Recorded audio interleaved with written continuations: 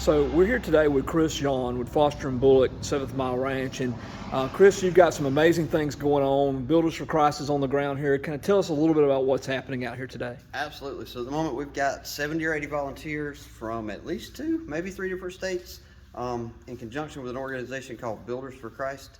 And they are being the hands and feet in Jesus right now at the 7th Mile to help us get this facility ready for summer camps that we're planning on hosting later in the year.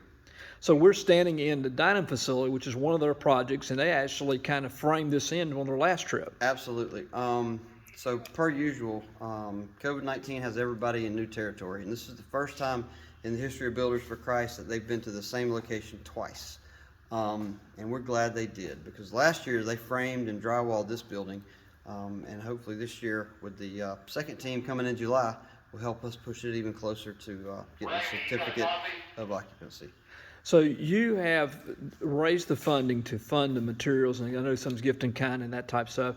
So their priority days are doing an office, setting an office for you, and then there's 4 cabins, right, that they're doing the finishing work? Absolutely. They're working now to get us closer to a CO on the 4 primary cabins, as well as a camp office at the end of the property, and as well as a maintenance shop and a storage facility for some long-term provision, and a number of other odds and end projects.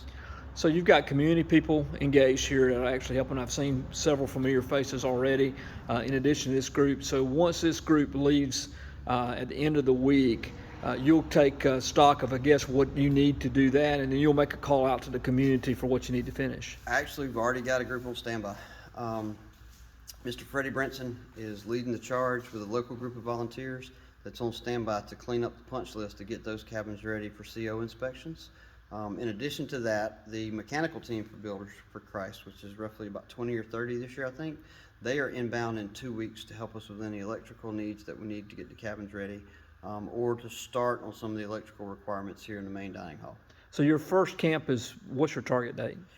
We've got a camp slated for the last weekend in June, and there's quite a few seemingly impossible barriers that we've got to go through to get there, but it won't be the first time.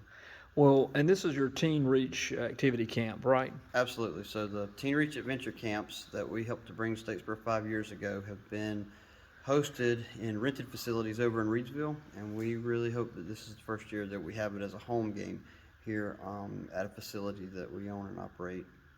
So it'll allow you to do these camps, but also broadens your reach to bring other kids in from. This entire facility, and the God size part of the story here is that it's being built completely debt-free. And so our Teen Reach Adventure camps are kind of our first love, and we're building a facility focused on them, but it'll give us the capacity to host a half a dozen other camps over the course of a summer that will allow us to reach out to a number of different demographics of kids with disabilities, kids with developmental issues, kids with mobility issues, kids with med issues, kids who can't thrive and do well in a traditional summer camp setting. But in addition to that, it's not just camp for the sake of camp. It's being intentional about building relationships that can affect change in the lives that come through this camp.